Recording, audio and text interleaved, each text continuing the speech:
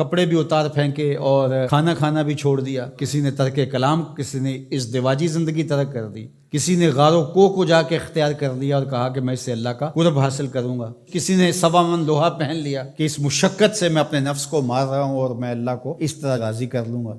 تو اس طرح سے اپنے آپ کو مشقت میں مبتلا کر دیا اور وہاں جا کھڑے ہوئے جہاں شریعت نے ان کو کھڑا ہونے کا نہیں کہا ہے۔ تو پھر کیسے زندگی میں نیکی کا حقیقی تصور ابھر سکتا ہے؟ کہا کہ اس کو ابھارنے کے لیے، حقیقی رہنمائی لینے کے لیے تمہیں پیغمبروں کی دہلیز پہ آنا ہوگا۔ جب پیغمبروں کی دہلیز سے ہٹو گے پھر خود ساختہ چیزیں، یہ جو روحانیت گھڑی ہے ماضی میں یہود نے، نصارہ نے، یہ حضرت عیسیٰ علیہ السلام کی اور ان پیغمبروں کی تعلیمات نہیں تھی، انہوں نے خود گھڑی ہے کہ ہم یہ نہیں کریں گے، ہم وہ نہیں کریں گے۔ اسلام نے اس کی نفی کر دی، سرے سے نام لے کر، لا رہبانیت فی الاسلام، اسلام میں رہبانیت نہیں ہے۔ اسلام کی رہبانیت ایک ہی بتائی گئی ہے اور وہ جہاد ہے، جس میں آپ اپنا سب کچھ پیش کر دیتے ہیں، اور اس کا مقصد بھی غلبہ حق ہے، اسلام کے پرچم کو بلند کرنا۔ باقی آپ کو انفرادی طور پہ کچھ وقت کے لیے تبتل اختیار کرنے کا کہا، جس طرح رمضان المبارک میں آپ اعتکاف بیٹھیں، آپ نماز میں یکسو ہو جائیں، تو کچھ مخصوص چیزیں ہیں جس سے آپ کی تربیت ہوتی ہے،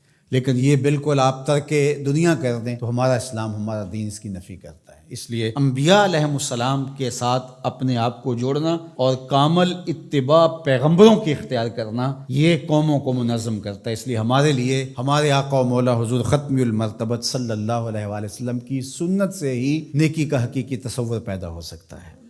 خلاف پیمبر کسے را گزید، ہرگز نخواہت بمنزل رسید۔ سعدی شیرازی فرماتے ہیں حضور کے بتائے ہوئے طریقے سے ہٹ کر کے اگر کسی نے کوئی طریقہ اختیار کیا، وہ منزل کے قریب پھٹک بھی نہیں سکتا ہے۔ منزل نصیب ہوگی تو حضور کے قدموں سے نصیب ہوگی۔ اس لیے النبیین، نبیوں پر ایمان لانا یہ بر ہے۔ وآت المال علی حبہ ذوی القربى والیتامى والمساکین وابن السبیل والسائلین وفی الرقاب، اور اپنا مال، اس مال کی محبت کے باوصف دینا۔ ایک تو ہے کہ مال کی محبت نہیں ہے اس کو دینا، یعنی وہ مال جو آپ کے اوپر بوجھ بنا ہوا ہے، گھر پڑا یہ کھانا خراب ہو رہا ہے تو بیوی بھی بار بار کہتی ہے اس کو کہیں ٹھکانے لگاؤ یا باہر پھینکاؤ یا کسی کے منہ میں پڑ جائے، تو وہ اگر اٹھا کر آپ کسی گلی میں گزرتے فقیر کو دے دیتے ہیں تو آپ اس کو نیکی سمجھتے ہیں۔ خود سمجھو ذرا کیا یہ نیکی ہے؟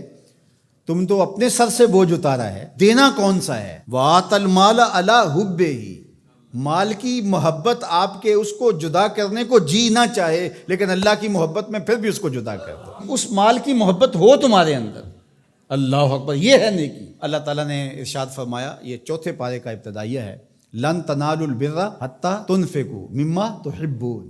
وہاں بھی بر کا، اتنی دیر تک تم بر کو پہنچ نہیں سکتے، نیکی کو حاصل ہی نہیں کر سکتے۔ لن تنالو، آپ طلباء سے پوچھئے، حرف ناصب جب مضارع پہ داخل ہوتا ہے تو مستقبل کی ابدی نفی کرتا ہے، تو فرمایا کہ تم نیکی کو حاصل کر ہی نہیں سکتے حتی تنفقو، یہاں تک کہ تم خرچ کرو، مما تحبون، اس مال سے جس کو تم پسند کرتے ہو۔ یہ تو اللہ کا کرم ہے کہ مما تحبون کہہ دیا، اگر اللہ کہتا اس سارے مال کو خرچ کرو تو مشکل بن جاتی، کہا جس کو پسند کرتے ہو اس سے خرچ کرو۔ یعنی تم نے پھل توڑا ہے تو اس کی یہ ایکسپورٹ کوالٹی بنائی ہے، یہ اپنے لیے گھر کے لیے رکھا ہے، اور یہ سڑا پھڑا داغی یہ ایک سائڈ پہ رکھ دیا ہے، تو اب اللہ کی راہ میں تم اگر دینا چاہتے ہو تو اس سے دو جس کو تم خود پسند کرتے ہو۔ یہ گلا سڑا تم اپنے گھر نہیں لے جانا چاہتے، یہ تم سستے داموں بیچو گے یا پھینک دو گے، تو تم نے کہا چلو اس کو پھینکنا کیا ہے، یہ غریبوں میں بانٹ دیتے ہیں، تو تم نے وہ غریبوں میں دے دیا۔ تو نیکی کی حقیقت کو تم نہیں پہنچ سکتے جب تک اس سے نہ خرچ کرو